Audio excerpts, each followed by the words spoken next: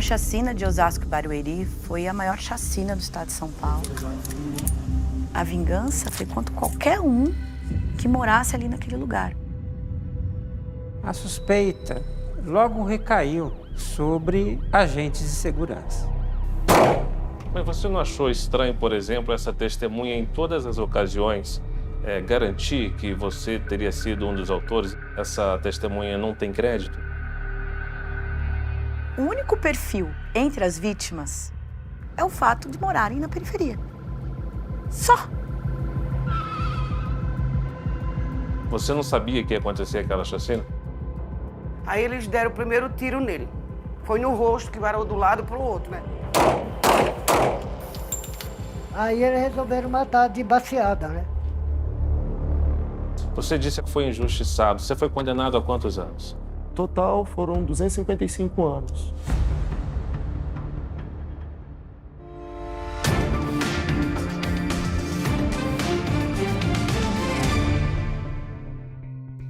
Olá, boa noite. 13 de agosto de 2015, dia da maior chacina do estado de São Paulo. De acordo com a Justiça, 17 inocentes foram executados por policiais. 9 pessoas ficaram feridas. Os assassinatos aconteceram em represália à morte de 2 agentes de segurança. 6 anos depois, o ex-PM Fabrício Eleutério, condenado a mais de 250 anos de prisão, decidiu falar. Eu, Gisele Barbieri, Larissa Verren e o repórter cinematográfico Leonardo Medeiros o entrevistamos no presídio. A finalização é de Caio Laronga.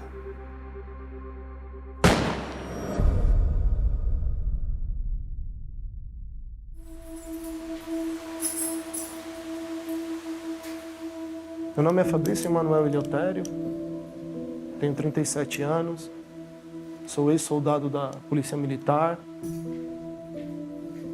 trabalhei na Ronda das Tobias de Aguiar, na Rota.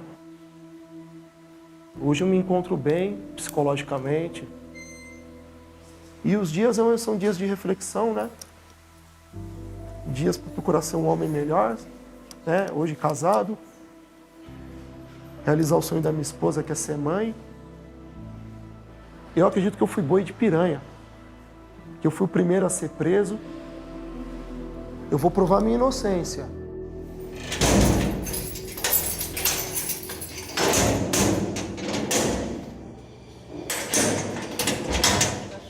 Testemunhas viram 2 homens chegando aqui, ó, onde funciona um barzinho. Logo em seguida, eles começaram a atirar. A sequência de crimes prosseguiu aqui em Barueri, na mesma região de Osasco. Uma pessoa morreu nesta rua aqui. Outras 2 em um bar, menos de 1 hora depois.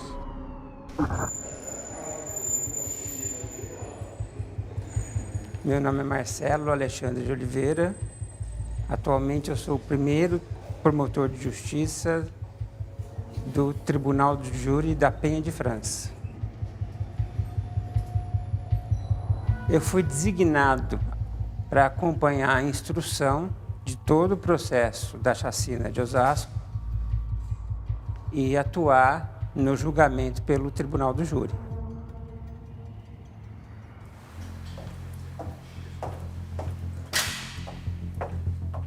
A chacina de Osasco e Barueri foi a maior chacina do estado de São Paulo.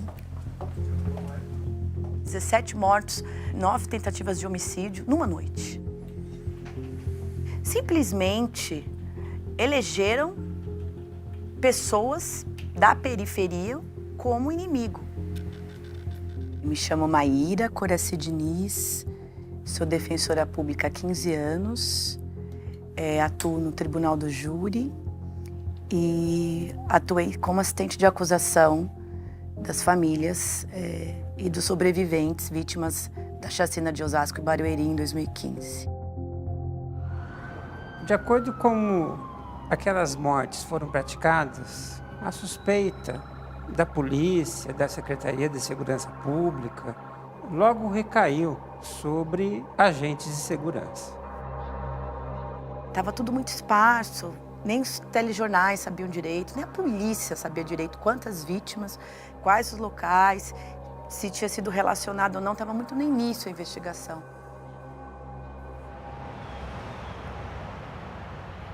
Osasco sempre foi uma cidade estratégica para a Polícia Militar de São Paulo, até porque aqui fica a base de um comando de área que atende sozinho a diferentes municípios da região metropolitana. Por isso é questão de honra para a PM responder logo para a cidade se houve ou não participação de policiais nessa chacina. É um crime difícil de investigar, porque eles sabem todos os meios de se investigar um crime desse. Eles não vão com o telefone celular, eles vão usar o carro próprio.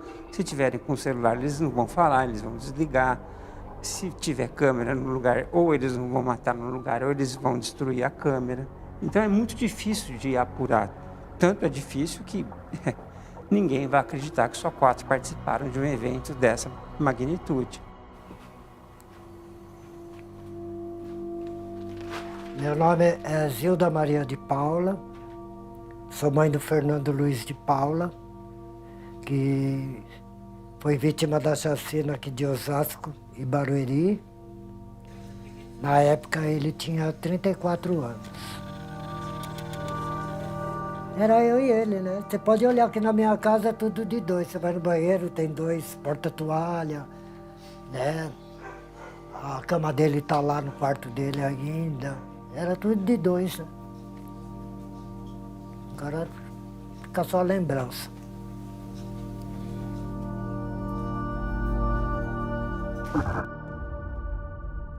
Todos eram homens, tinham entre 16 e 41 anos. Para a acusação, o motivo da chacina foi vingança.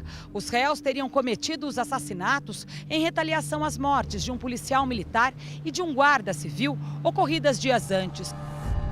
Tiveram alguns eventos, né, alguns crimes cometidos de mesmo modus operandi, da mesma maneira, dias que antecederam a grande chacina que foi dia 13.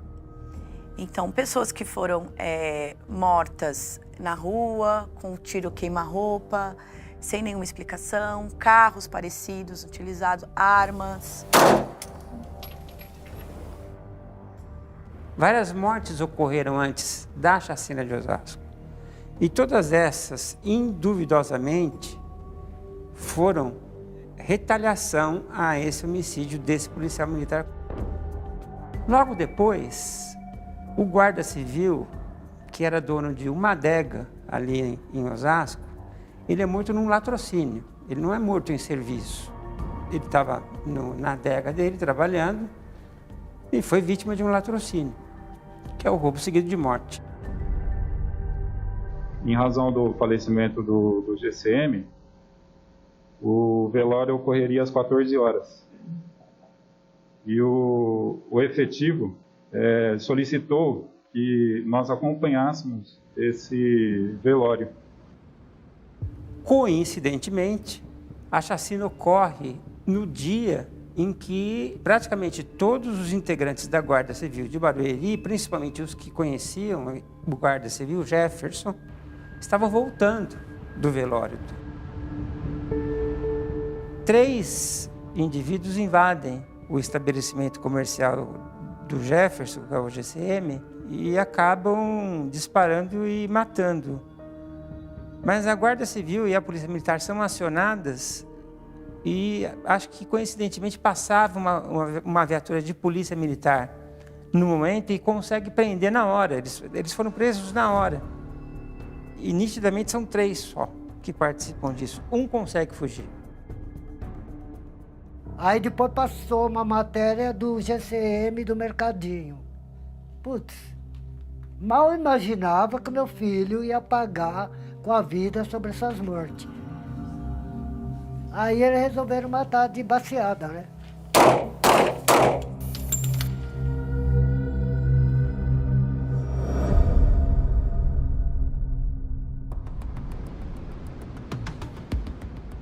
Era uma quinta-feira, dia 13 de agosto de 2015.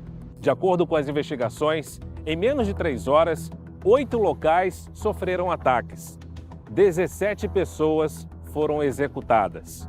Vários detalhes sobre o que ocorreu naquela noite permanecem um mistério até os dias de hoje.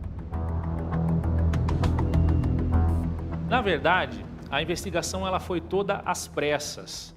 Tanto o DHPP como a Corregedoria da Polícia Militar, eles acabaram terminando essa investigação num prazo máximo, acho que de 4 meses.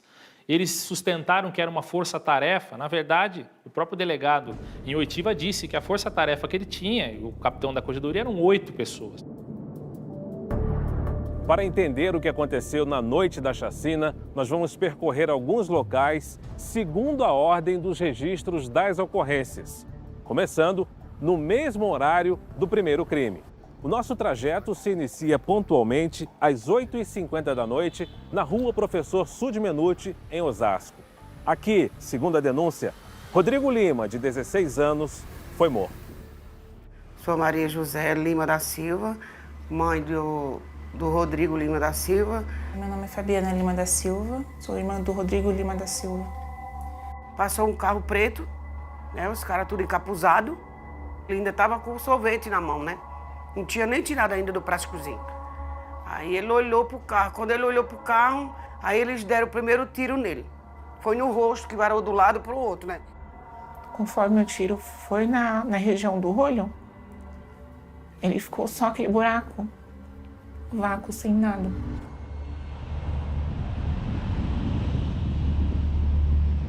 O menino não era envolvido com nada. Eu não gosto nem de lembrar disso. Foi uma coisa terrível, uma cena muito triste.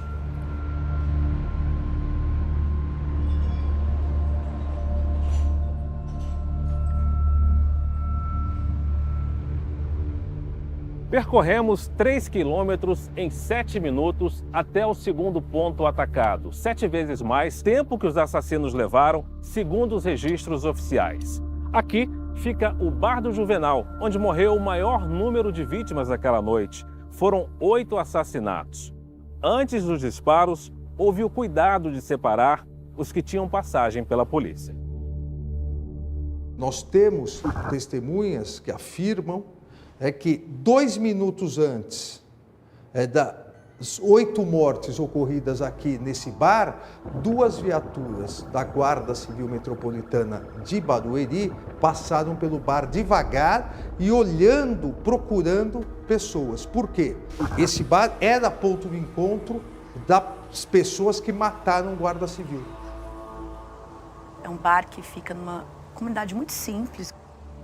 Naquela noite do dia 13, estava aberto, tem uma sinuca, os frequentadores eram pessoas ali, vizinhos.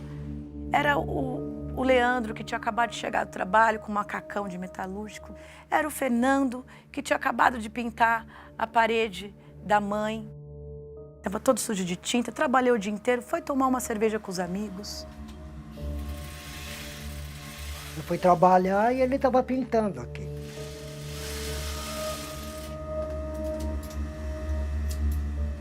Aí eu cheguei, eram umas quase 6 horas, e aí ele pegou, pôs a estante no lugar, aí a gente sentou na escada, que foi as últimas conversas, que ele tinha acabado de pintar essa parede, e me chamou para ver se estava o tom bom. Não passou muito tempo assim, escutei um monte assim, mas para mim era fogos. Porque aqui não tem costume assim, essa favela é muito sossegada. Aí eu peguei, aquilo me chamou a atenção, falei, nossa, que eu não ouvi gritaria, não ouvi cachorro latir, nada.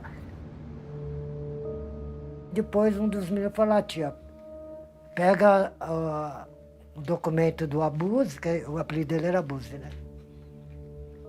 Ele foi baleado. Aí eu falei, baleado?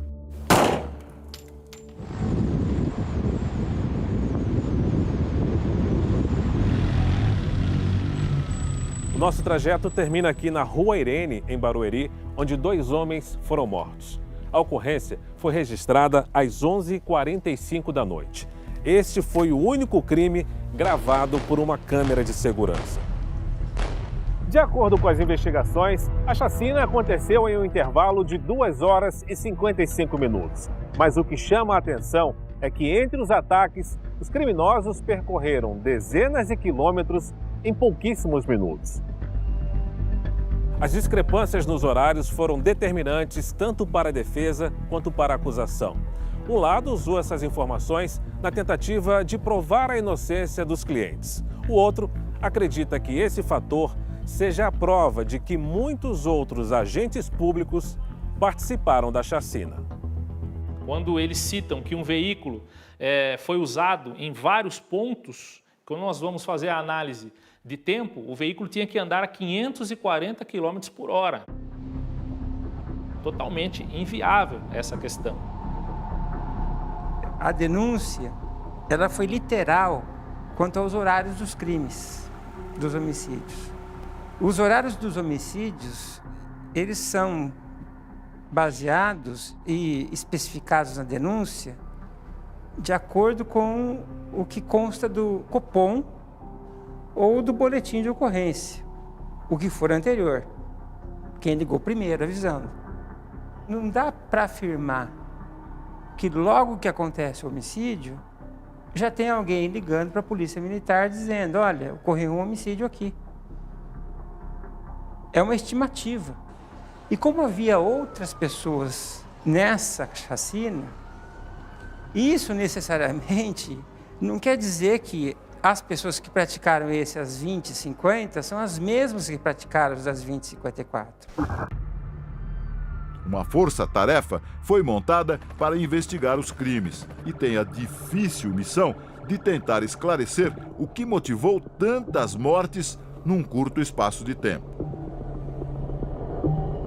Foi algo que foi praticamente, se pegou um aqui, outro ali, outro lá e juntou, porque precisava terminar essa investigação e apontar pessoas. O Ministério Público acusou o PM Victor Cristilder de participação direta nos homicídios e para que ele pudesse cometer esses homicídios juntamente com o Fabrício Eleutério e o Tiago Ranklein, ele teria feito um contato com um guarda municipal, Sérgio Manhanhã, que era o responsável por algumas viaturas da Guarda Civil Metropolitana da região de Barueri, para que ele tirasse as viaturas dos locais onde iriam acontecer os crimes e, assim, ficando um campo livre para que eles pudessem matar essas pessoas.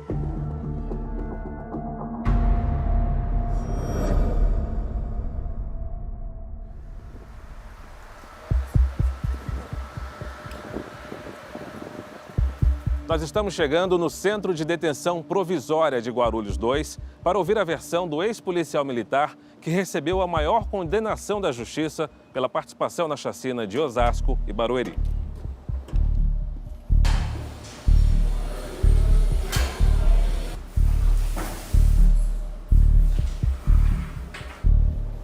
Como vai? Tudo bem? Obrigado por nos receber. Que isso. Fique à vontade, por favor. Como é que foi o seu dia, aquele 13 de agosto de 2015? O que o senhor fez naquele dia?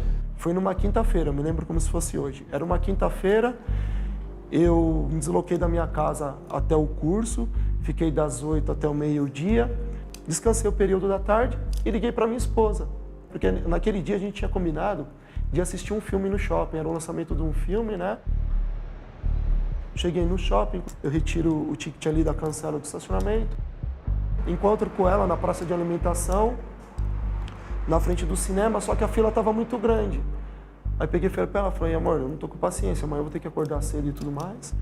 Saímos do shopping, chegando lá em casa, eu jantei, ela tinha a mania de colocar o colchão na sala e assistir o filme ali deitado.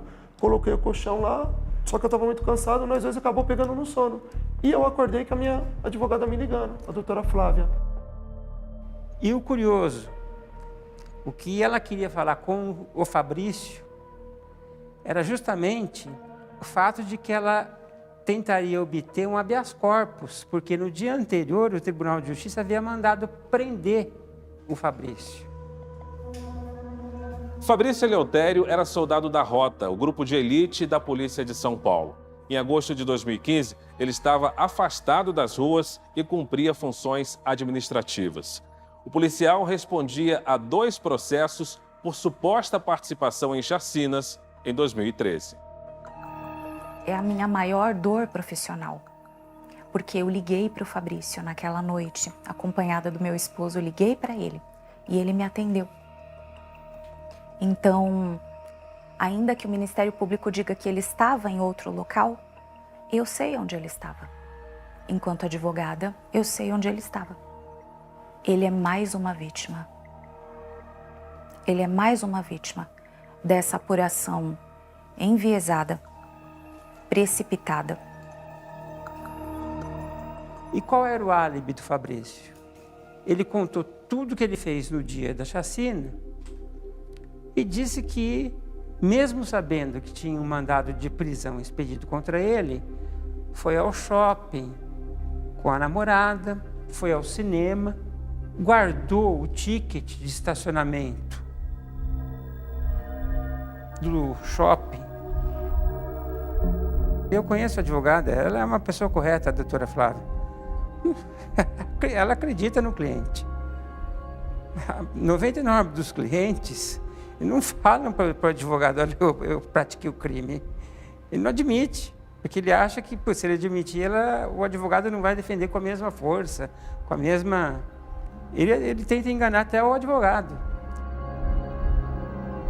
O senhor acorda com a ligação da sua advogada, depois das 10 da noite? Não, era bem antes. Era por volta das 9, acho que umas 9h40, eu não me recordo muito bem. O Flávio pergunta para mim, onde você está, Fabrício? Foi, tô aqui na casa da Natália e tudo mais. Você não tá vendo as mensagens que eu tô mandando no WhatsApp? Eu falei, não, doutora, tal. Meu, pelo amor de Deus, desliga ali, dá uma olhada e vai embora para casa. Era comum a doutora Flávia falar com o senhor essa hora da noite, depois de 9, 9h30 da noite?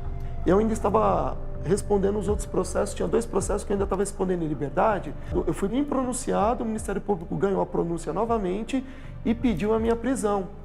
E a gente estava fazendo o quê? Ela já tinha entrado com o HC, pedindo para mim permanecer em liberdade. Mesmo com a prisão, o senhor não teve medo de sair para o shopping à noite, para o cinema, mesmo com o risco de ser preso a qualquer momento? Não, até porque a prisão foi pedida pelo Ministério Público e o Tribunal de Justiça não se manifestou, nem favorável, né, e nem desfavorável. A acusação reforça que o senhor já respondia por uma outra chacina. Isso.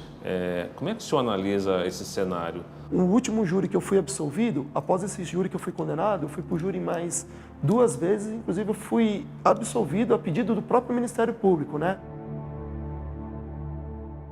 O Fabrício era um policial já afastado da rua, fazia só o serviço administrativo da rota, havia sido réu num processo de chacina de Osasco, a juíza havia decidido que os elementos que constavam do processo não eram suficientes para levá-lo a júri, o promotor do caso recorreu dessa decisão e o Tribunal de Justiça deu razão ao promotor e, inclusive, mandou prender o Fabrício.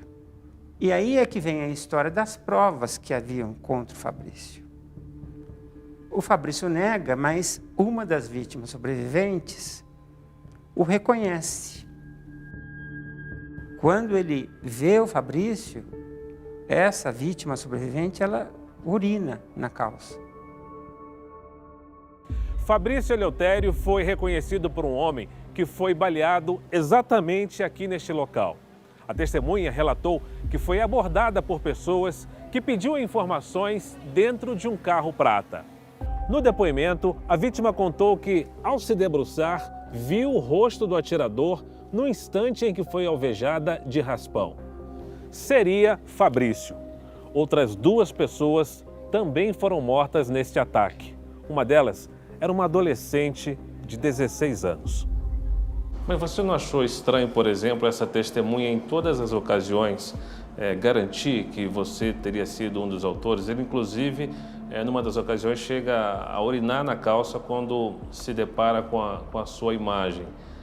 Você acha que essa testemunha não tem crédito? Crédito algum, até porque ele demorou entre 7 a 15 minutos para me reconhecer e no reconhecimento, primeiro ele apontou o Cristilder, depois ele apontou o Tiago. 1 mês antes da chacina, ele teria abordado ele 5 ou 6 vezes num ponto de tráfico onde ele fala que foi baleado lá. O que mais está provado nesse processo é que nenhuma daquelas vítimas tem qualquer ligação com organização criminosa ou com os crimes que vitimaram o Cabo Pereira e o GCM. Isso está provado. Então, assim, isso é aquela tentativa de estigmatizar mesmo. No direito, o reconhecimento de uma vítima sobrevivente, principalmente uma vítima que não conhece o autor do crime e que, portanto, não tem nenhum motivo para querer prejudicá-lo, é uma prova muito robusta. Antes de ser considerado suspeito, Fabrício Eleutério foi ouvido como testemunha protegida pela Corregedoria da Polícia Militar de São Paulo e disse ter reconhecido 2 das pessoas que aparecem no circuito interno das execuções do bar de Barueri. Um dos policiais foi reconhecido por ser canhoto. Seria Emerson, mais conhecido como Irmãozão. Mas para a promotoria, Fabrício pretendia confundir as investigações. Esse Emerson, na verdade, eram as informações, o nome dele já estava rolando no WhatsApp. Era no WhatsApp, né? Mas ele mesmo não reconheci, não apontei nada na imagem. Agora, existem algumas inconsistências do depoimento de quando você falava como testemunha protegida e de quando depois você se identificou. Por que essas discrepâncias, algumas informações diferentes? Porque o depoimento de testemunha protegida era baseado nas informações do WhatsApp, né? E algumas informações de coisas informais que foram comentadas dentro da instituição e tudo mais, né? O outro depoimento meu era com relação à acusação em si, do crime em si. Se o senhor for ver, for analisar, o senhor vai ver que tem essa diferença. O Fabrício quis tumultuar tudo. Tumultuar no sentido, olha, eu ouvi dizer que o crime foi cometido por X, Y, Z e que as armas estão num stand de tiro. A polícia científica nunca trabalhou tanto num caso só. Porque imagina a quantidade de armas e de estojos que se aprende num stand de tiro para fazer exame de confrontação balística. Propositalmente ele queria dificultar a investigação? Ele causou um tumulto grande na investigação. O senhor conhecia o policial que foi morto e o GCM que também foi morto antes da chacina? Não, nenhum dos dois.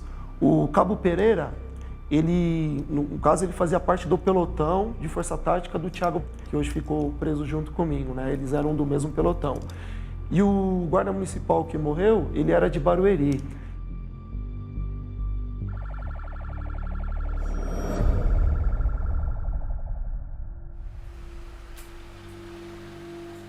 Meu nome é Fernando Fabiani Capano, eu sou advogado do Thiago Henglein. Faço parte da equipe de defesa que está tutelando os interesses do Thiago, nesse caso da chacina de Osasco. A principal prova do Ministério Público é que eles teriam ouvido, ainda na fase de inquérito, uma pessoa que conhecia o Thiago e ele teria brigado com a esposa dele e nessa briga essa pessoa teria ouvido ele admitir que participou daquela chacina e que por conta disso ele realmente teria cometido aquelas condutas, né? Então, o papel do Thiago Henglein, esse para mim, a participação dele é induvidosa. A mulher teria dito, eu te reconheci na televisão, aquela jaqueta é sua, você participou dessa chacina. E o Thiago teria dito a ela, você prefere que os Noia mate a polícia ou que a polícia mate os Noia? Ele estava no quartel montando alvos por um exercício de tiro que haveria lá no batalhão no dia imediatamente seguinte. E que dali ele saiu já por volta das 20 horas, o que obviamente não daria tempo hábil para que ele pudesse estar, inclusive, na primeira cena do crime. Uma troca de mensagens entre o policial militar Vitor Cristilder e o guarda civil metropolitano Sérgio Manhanhã se tornou uma das principais provas do processo. Os dois conversaram usando apenas emojis, essas figuras do WhatsApp, para se comunicar durante o intervalo em que ocorria a chacina. Segundo a acusação, os símbolos de joinha eram um sinal para que o guarda civil movesse todas as viaturas sob o seu comando para bem longe dos locais dos ataques. eu estava precisando de um livro de direito administrativo. E eu me lembrei que o Sérgio Manhã, que é réu, junto comigo, teria feito curso de direito. Vamos fazer o seguinte, para mim não atrapalhar o seu patrulhamento, eu vou mandar um sinal de joia para você. Se você mandar um sinal de joia para mim, isso quer dizer que você vai levar para mim esse livro de direito administrativo. Ele me avisando que permaneceria. Com joia. Com joia. Que ele permaneceria na companhia tática e eu enviaria um joia se eu estivesse com o livro. Tá. E a explicação fica sem pé sem cabeça. E o que eu não entendo, das 19 horas às 22h20, 22h30, que o senhor ficou aguardando, ficou lá para esperar o livro. E ele não levou. Sim, senhora.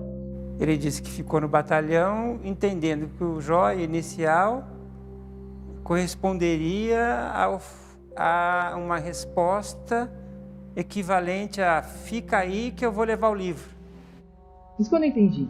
O senhor falou assim, valeu, isso significa valeu. Valeu, tô indo embora. Valeu, tô indo embora. Valeu do quê? Valeu. Obrigado do quê? Pode ser até pejorativo. Valeu, tô indo embora. Entendeu, excelência? Não teve combinação sobre isso aí. E ele entendeu, ele mandou um joia e um braço forte. Tipo assim, forte abraço.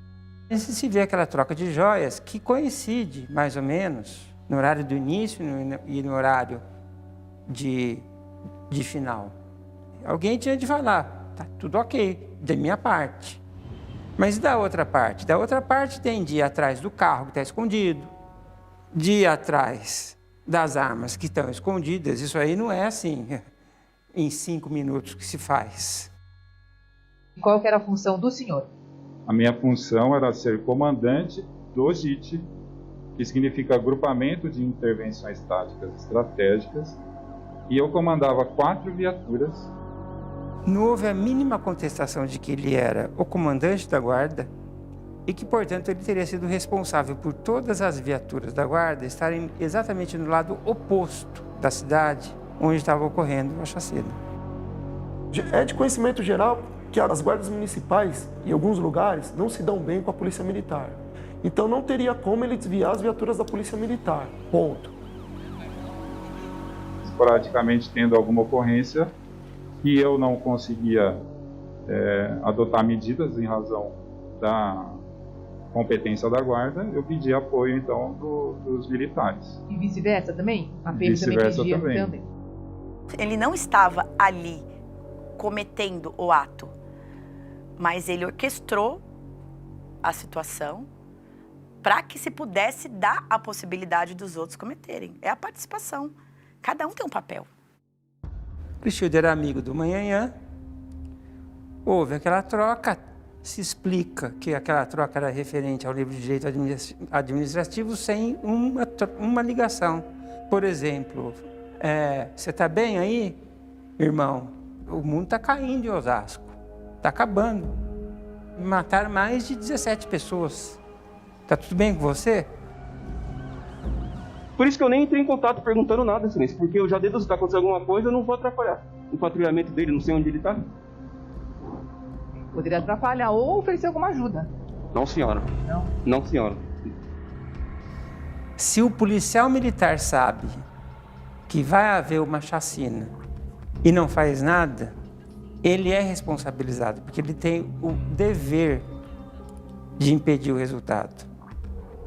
Depois da chacina, policiais militares de Osasco vieram até a casa noturna e fizeram questão que o chefe da segurança registrasse o nome deles e o número das armas. Os PMs chegaram aqui por volta das 11 horas da noite, mas pediram que a entrada fosse anotada como se eles tivessem chegado mais cedo. Para a corregedoria, um indício de que os policiais tentaram criar um álibi. A chacina estava ocorrendo e foram todos se confraternizar nesse bar que ficava fora da área deles. Eles combinam o lugar anterior, se preparam, se vestem, né? Cometem, depois voltam e criam álibis muitas vezes, tentam, né, criar álibis. Muitas vezes já preparam a situação. Então, por isso que não se conseguiu chegar aos autores, todos os autores, porque não foram só esses 4. Não tem a menor dúvida disso. É evidente também que todo mundo sabia que isso ia acontecer.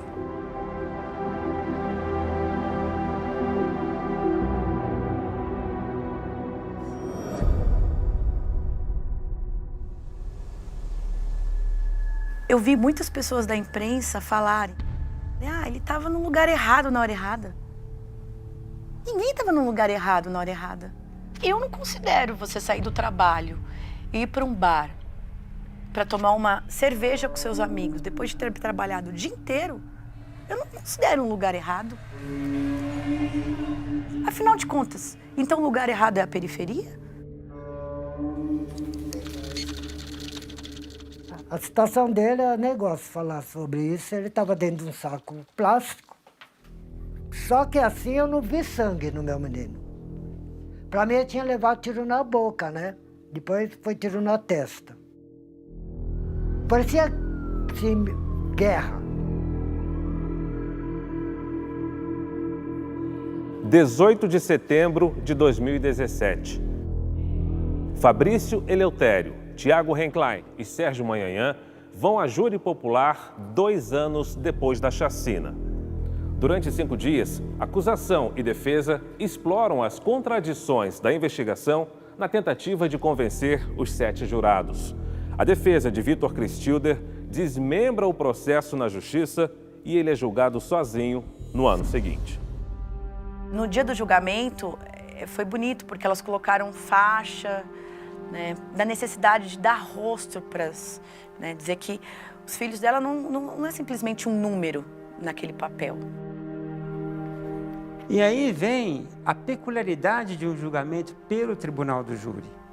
Ele é completamente diferente de um julgamento que se faz nos demais crimes, por um juiz singular. O jurado, ele faz um compromisso de julgar de acordo com a consciência e os ditames da justiça. Justiça. Muita coisa que não fica no papel do processo é levado em conta pelos jurados.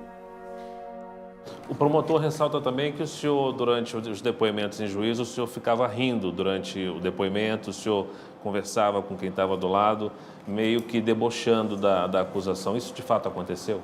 Isso aconteceu e não foi durante o depoimento no júri. Durante a última audiência de instrução, porque a gente estava acompanhando a audiência através de teleaudiência.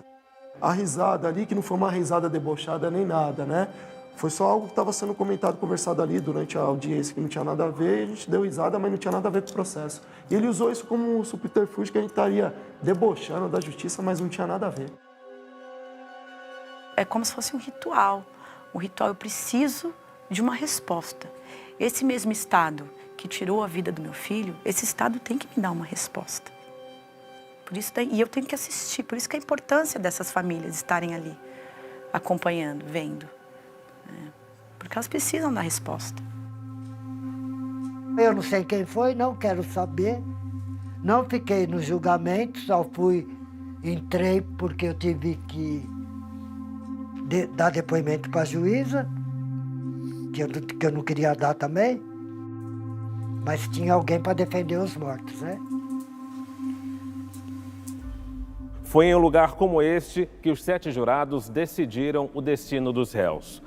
Sérgio Manhanhã foi condenado por 5 votos a 2. Já o Tiago Renclain e o Fabrício Eleutério dividiram a opinião do júri, que os condenou por 4 votos a 3. A juíza, ela deixou bem claro que não foi provado a nossa autoria dos fatos. E o quesito de votação seria de copartícipe. A gente foi sentenciado como partícipe, como se a gente tivesse prestado apoio moral, logístico, ou que sabia que ia ocorrer a chacina e a gente prevaricou. A gente não tomou a atitude que deveria, né? Que supostamente sabia quem seriam os autores, não teria apreendido ou levado conhecimento da instituição. Mesmo com a estratégia da defesa de desmembrar o processo, Vitor Cristilder foi condenado no ano seguinte por 4 votos a 3. No primeiro julgamento havia manifestação, joinha não é prova, mas joinha não é prova para quem está de fora, para o jurado, tudo que acontece lá, todas essas circunstâncias estranhíssimas, tudo isso é levado em consideração pelos jurados. O senhor acredita que aquelas mortes foram executadas por policiais? Eu não acredito. Policiais militares, não. Eu não acredito. Dizem que foi mais. Eu não posso falar porque eu não vi, eu não estava na hora. A gente só vê o que a justiça apresentou para nós, que foram esses 4, mas tem mais.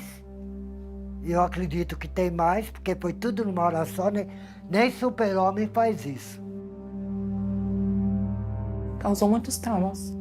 De lá pra cá, já faz 6 anos, né? Minha mãe, ela não quer a mesma. Ela tem muitos problemas de saúde também, né? A gente sempre tem que ficar indo com ela no médico, psicólogo, para tentar entender que realmente ela não tem mais o filho perto.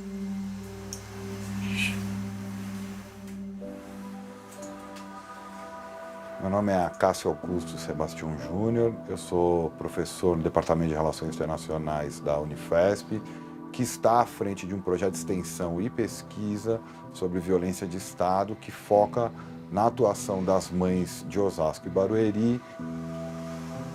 Quem que vai devolver o seu filho? Se você indenizar essas mães, se você prender os policiais, isso seria, digamos, o mínimo, né? Ou o mínimo que se espera. Mas nada disso vai colocar de volta o filho dessas mães na casa delas. Na época que aconteceu a morte dele, ele já sabia que ia ser pai? Já. Já ele tava todo feliz. A Lara tem 6.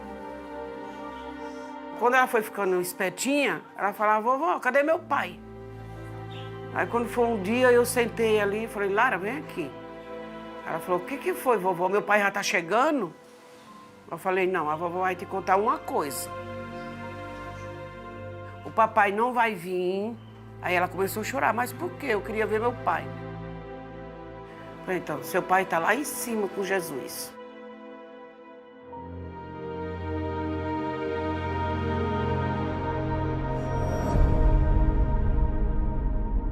Entre 2017 e 2018, os 4 réus foram condenados pelo Tribunal do Júri a penas que chegavam a quase 300 anos de prisão.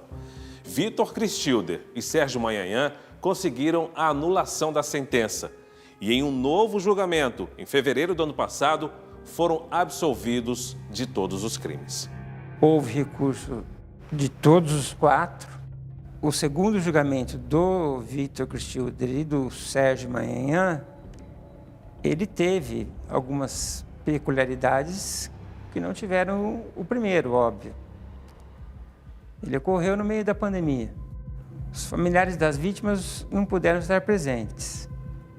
Tiveram tempo para aprender a chorar, porque foi uma choradeira do começo ao fim, principalmente do Vitor Cristilder.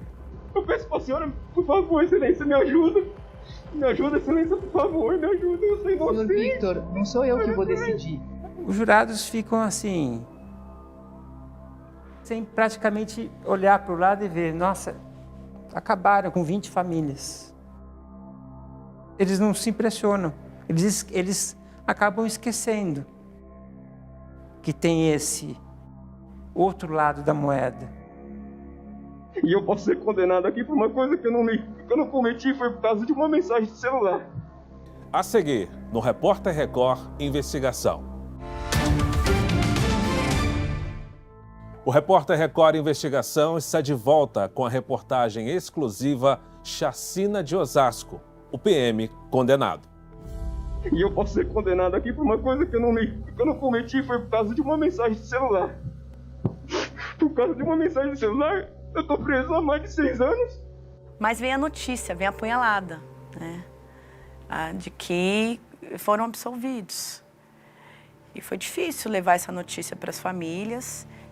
Para te falar a verdade, quando aconteceu o primeiro ato, muitos repórteres chegou e falou assim, o que a senhora espera? Até eu pedi para o povo não gritar justiça. Porque eu já estou cansada. Antes da chacina do meu filho, eu só ouvi justiça, eu quero justiça. Eu lembro que me perguntaram, Eu falei assim, a polícia prende, a justiça solta.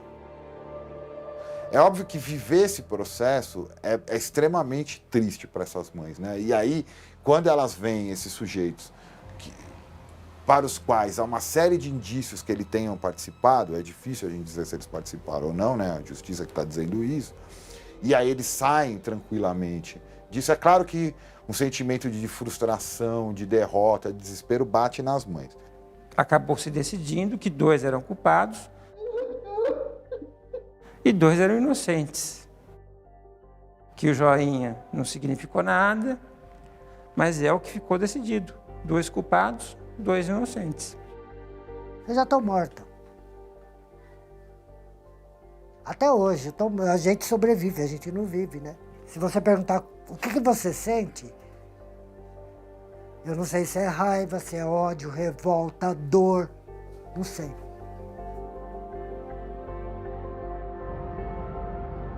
A Corregedoria da Polícia Militar foi procurada, mas não designou ninguém para conceder entrevista sobre o caso e não respondeu ao nosso pedido de informações sobre a chacina e os réus. Atualmente, 181 policiais estão detidos aqui no Presídio Romão Gomes, uma instituição voltada somente para PMs. Vitor Cristilder, Thiago Renklein e Fabrício Eleutério chegaram a ficar presos aqui, mas eles foram transferidos após serem expulsos da corporação. Você se emociona quando você lembra dessa situação. O Cristilder, apontado como líder, foi absolvido, está em vias de retornar à corporação. Como é que você vê isso? No próximo bloco do Repórter Record Investigação. Você se emociona quando você lembra dessa situação. O Cristilder, apontado como líder, foi absolvido, está em vias de retornar à corporação. Como é que você vê isso? É mais uma prova da nossa inocência. Me doeu mais. Não foi nem no último dia do júri, quando a juíza proferiu a sentença de 255 anos. Não me doeu. Só que o dia que me doeu, que acabou comigo, foi o dia da nossa demissão, o dia que eu tomei ciência. Porque eu sei o tanto que eu lutei para entrar na instituição, eu sei do amor, do carinho que eu ainda tenho pela instituição. A história termina com uma chacina em que morrem quase 20 pessoas, com 2 envolvidos. 2, juridicamente, 2 pessoas são os culpados por terem matado quase 20 pessoas.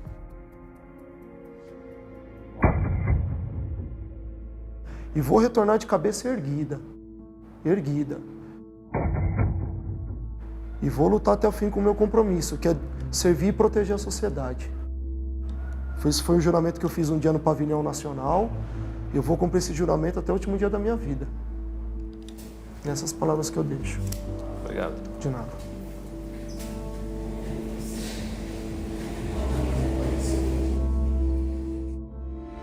Esta temporada do Repórter Record Investigação termina aqui.